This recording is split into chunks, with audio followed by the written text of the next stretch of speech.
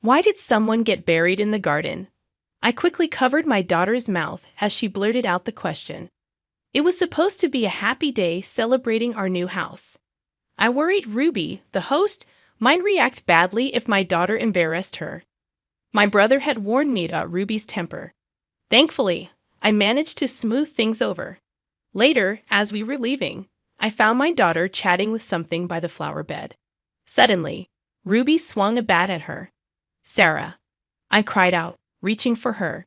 "My name is Avon. I'm 35, and I live with my 5-year-old daughter, Sarah. My husband works away, so we see him rarely. It gets lonely without him. Thankfully, my parents live close by, just a 5-minute drive away. We visit them often, but sometimes there are issues when we go over." "Yvonne, there's a problem again?" "You're here so often, Yvonne. Isn't that too much? It's pointless for you to stay married." Those sharp words were from Ruby, my sister-in-law. My parents, along with my older brother Eugene and his wife Ruby, were living together temporarily. Eugene was building a new house, so they stayed with our parents until it was ready. "Even if your husband's away, are you relying on your parents too much?" Ruby, a year older than me, wasn't necessarily mean, but she was assertive and a bit snarky. I've never liked her, not since she started dating my brother. I still don't get what he sees in her. I never understood why she was so tough on me, her sister-in-law. Plus, she didn't seem to enjoy kids, especially my daughter. "Grandma, let's play," Sarah said, pulling my mother's hand excitedly. Ruby made a clearly annoyed face. It's exhausting when Sarah's here. She's so noisy. "Yvonne, you really need to discipline her more. It'll create problems later on." Those comments always made me uneasy. I'd only visited because Sarah wanted to see her grandparents, but Ruby's remarks always gave me a headache. The second issue was about my daughter Sarah. She has a strange ability to see things others can't and sense certain things. At first, we didn't believe it, but after she accurately found lost items and other eerie incidents, we started to accept it. It was a family secret we kept hidden. I never thought it would come out like this. Finally, the long cohabitation was ending. My brother and his wife's new house was ready, and they were moving out soon.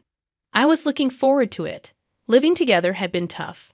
Ruby whispered to me, and I could only manage a weak smile. It wasn't just hard for her. I was relieved our parents' home would finally be peaceful. My daughter looked at me curiously. "Mom, why do you act differently around Ruby? You're more relaxed with Grandma and Eugene."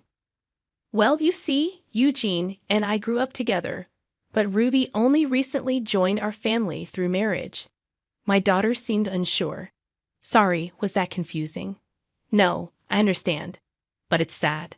"Sad?" I asked, puzzled. Sarah nodded. "It's sad that we finally became a family, and now we're going to be separated again soon." When Sarah speaks like that, it's oddly convincing. Separated. Could it be that Eugene and his wife are getting divorced? While it would be a relief for me, I feel bad for Eugene if he's upset. So they just finished building their new house, and now the idea of them divorcing so soon is hard to grasp. I couldn't understand it, so I simply asked Sarah to promise not to talk about it elsewhere and decided not to think about it too much. Some time after Eugene and his wife moved, we got an invitation to their housewarming party. We wrapped a nice gift of money, and the 5 of us, including my parents, Sarah, and me, went over.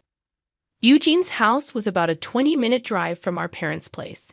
Since my small car couldn't fit all 5 of us, we had to use my father's car. It was an old manual transmission, which made me nervous, but my father is a safer driver than I am, so it should be fine. "It's pretty impressive to me that you can drive a stick shift," I said to him. When we arrived, I was immediately struck by the beauty of the place. It was a brand new build indeed. The exterior alone was impressive. The yard was spacious, and there was even a new flower bed near the bay window. There weren't any flowers yet, just soil, but it was still impressive. "Wow, it's so big," Sarah exclaimed, running around the yard with joy. "Hey, Sarah," I called out, trying to catch up to her, but Eugene stopped me. "Let her play. It's okay if she wants to enjoy the big yard. Oh, thank you, I replied, trusting Eugene's judgment. I kept an eye on Sarah to make sure she stayed safe. While she stayed in the yard, Sarah wouldn't get lost or bother anyone. I found myself daydreaming about having a house of our own when Ruby came over, loudly reprimanding us from a distance. Hey, Yvonne, you should be keeping a closer eye on Sarah. Oh, did she do something? Sarah had been playing around, but she hadn't caused any trouble. I couldn't recall anything that would upset Ruby, but she seemed angry. Is it normal to let kids run wild at a housewarming? It's quite disruptive, don't you think? I'm sorry, Eugene said it was fine, so I thought it was okay. That's just Eugene being too polite to say anything. Don't take it personally. I couldn't afford to upset Ruby further. I had seen Eugene endure Ruby's outbursts many times before. I apologize. I'll make sure she behaves. I went after Sarah, who had just dashed past me.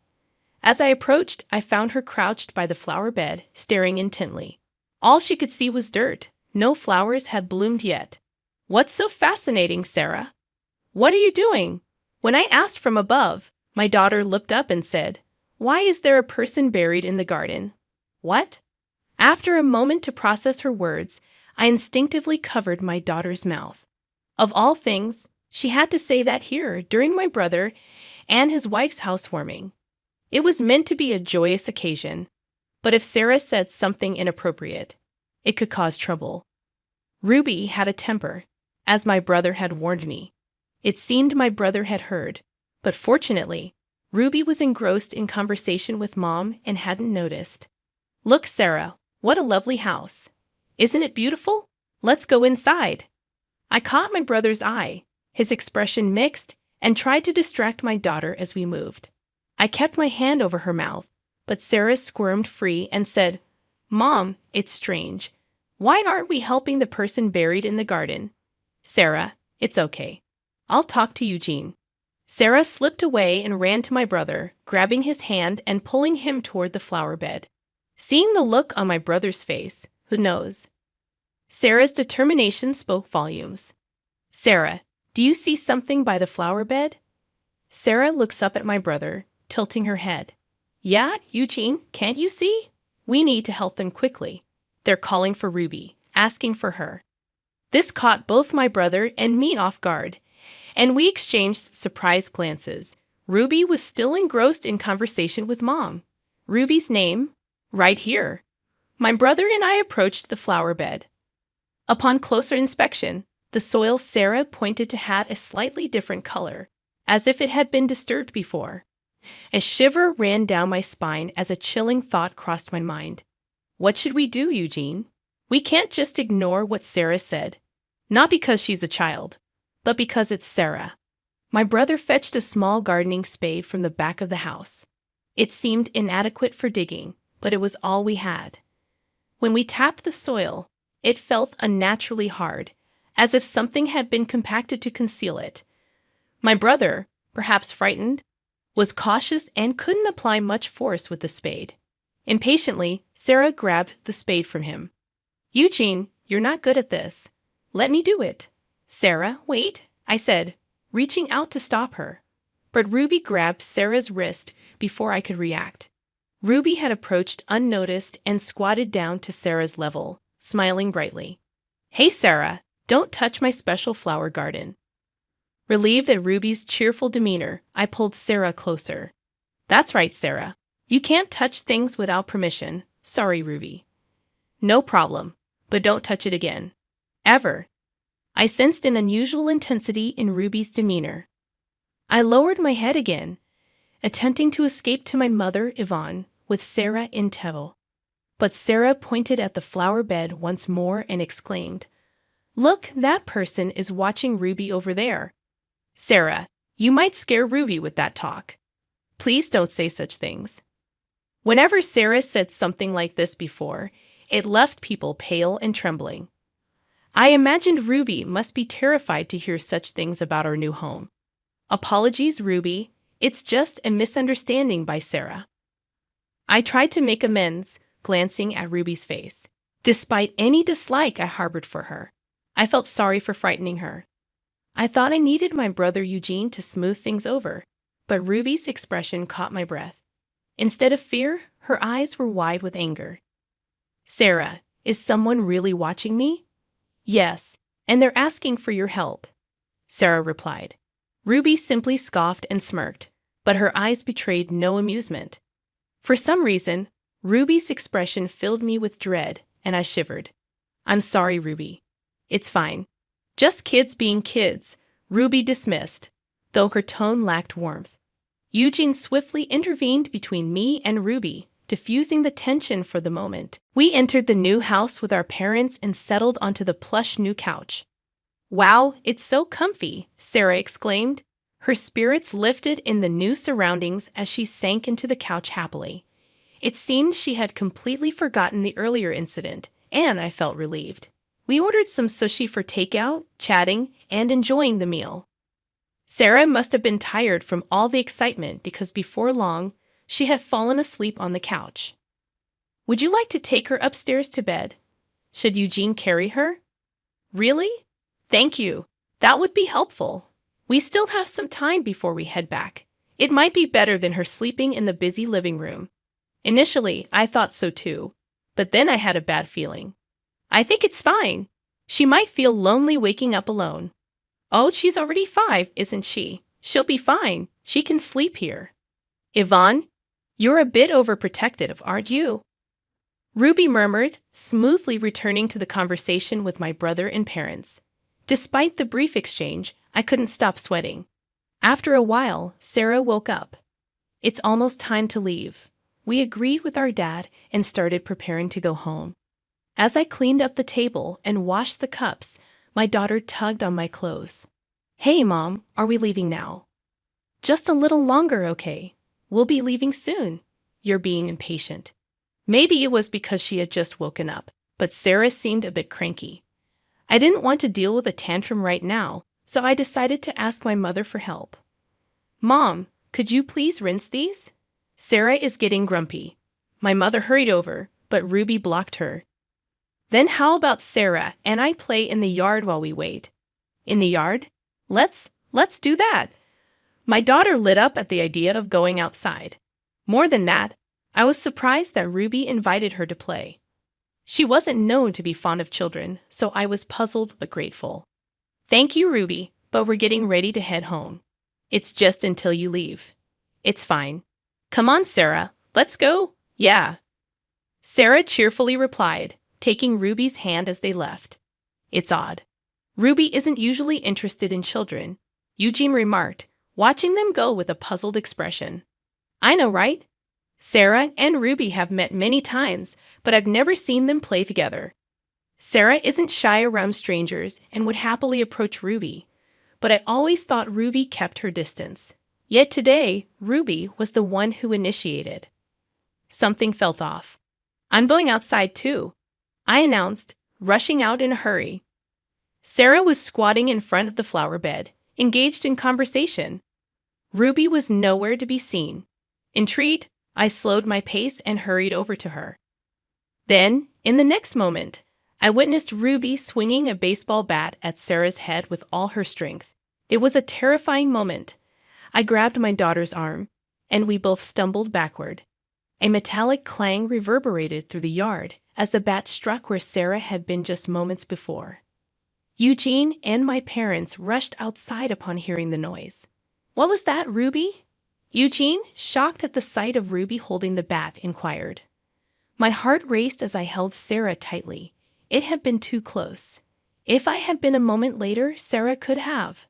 I couldn't even bring myself to think about it.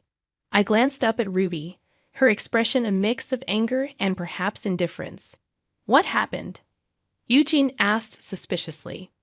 Ruby, did you try to hit Sarah with the bat? I can't believe it. Eugene approached Ruby in disbelief. Is it true, Ruby? Why would you? Ruby simply smirked. Come on, Yvonne. It was just a joke. Anger surged within me, and I retorted. A joke? Are you serious? If that had hit her, do you realize what could have happened? It wouldn't have been a mere injury. As I spoke, I noticed something horrific. The end of the baseball bat was stained with something dark red. Catching my gaze, Ruby exhaled. Sarah started it, didn't she? She shouldn't have said what she did. My eyes were drawn involuntarily to the flower bed. Could it be true?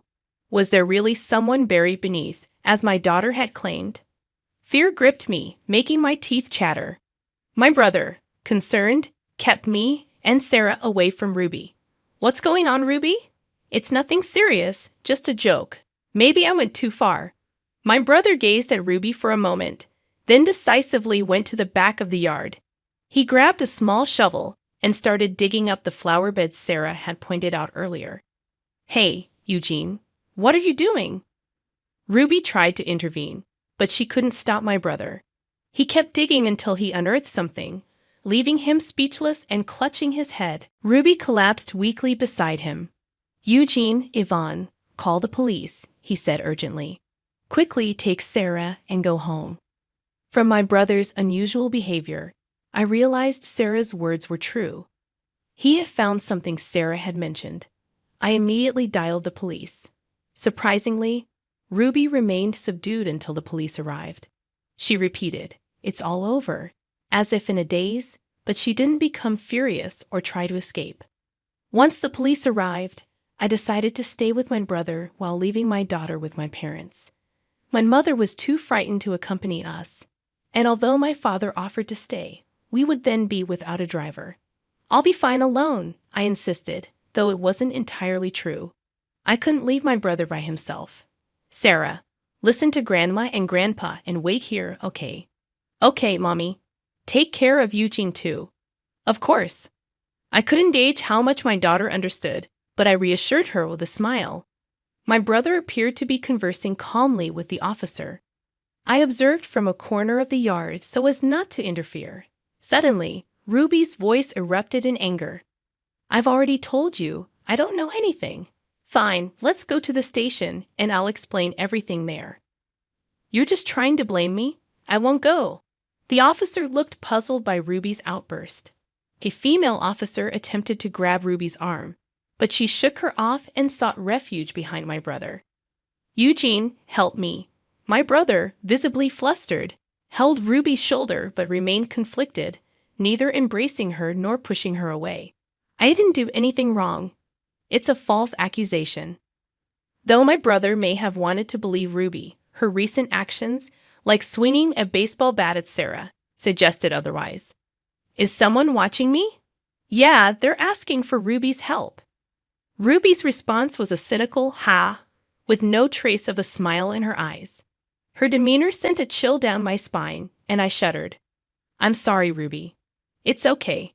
It's just kid stuff. Eugene quickly intervened between me and Ruby, momentarily diffusing the tension.